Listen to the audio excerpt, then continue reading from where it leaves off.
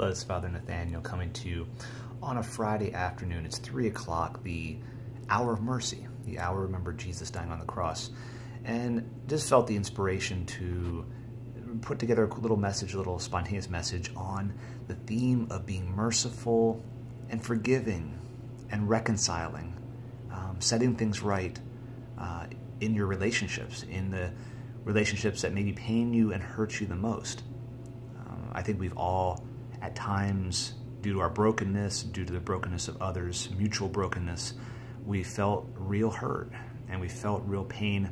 And frankly, we've given real hurt and real pain to people that we love, people that we care about deeply, people that maybe should be important in our lives but aren't because of wounds in family relationships or friendships, wherever they might be.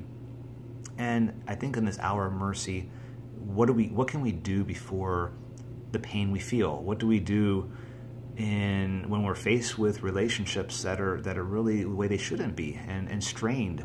I can't tell you how many people come to me, Father, my mother and I just haven't been getting along for so long, or my daughter and I, my son and I, my girlfriend and I, this friend and I.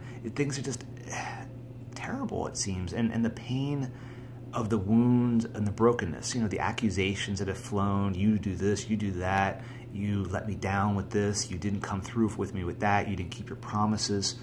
I mean, we know how that goes.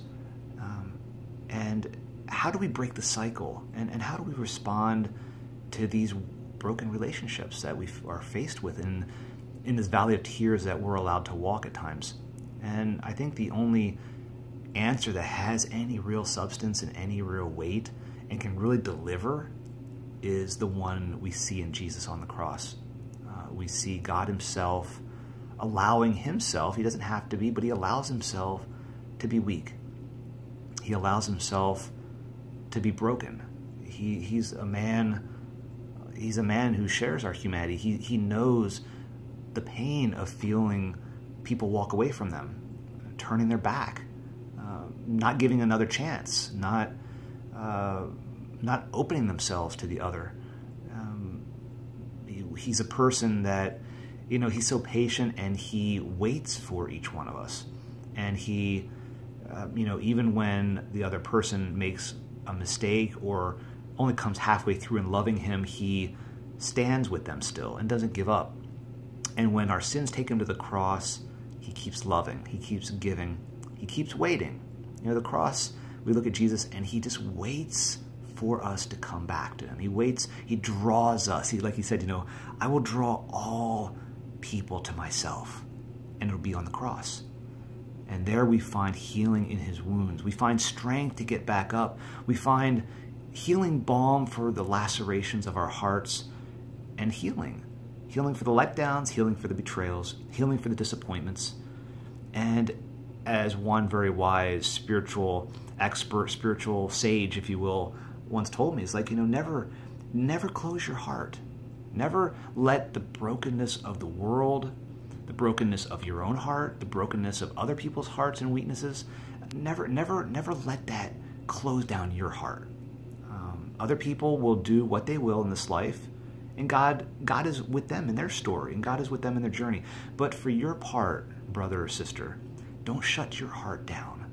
Don't close the door to loving even the people that have hurt you most, even the people that have broken you the most maybe in your life. Don't close the door.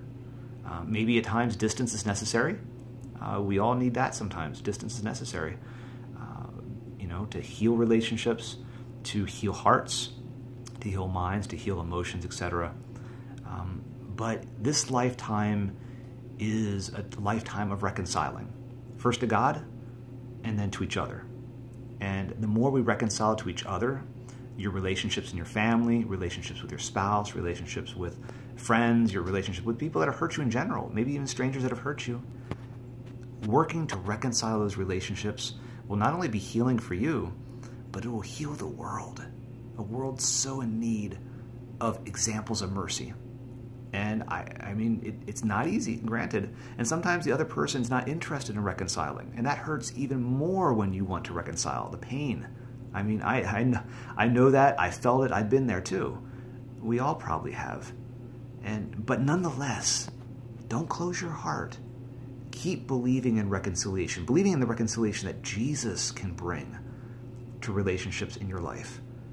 And trust that. And as another person once told me, God does heal. He heals everything.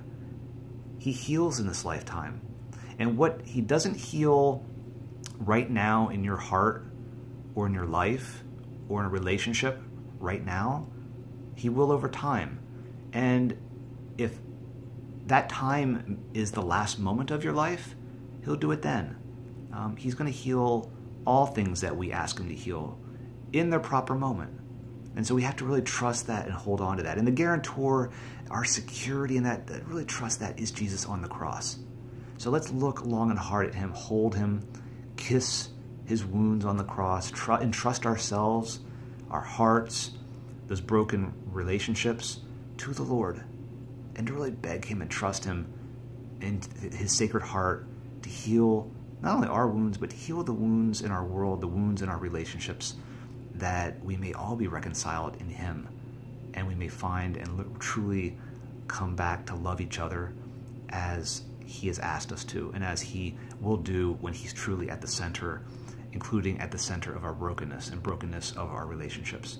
May the Lord watch over us and protect us, and may his sacred heart be our safety, our security, our strength, and the love that we hold on to. May God bless you.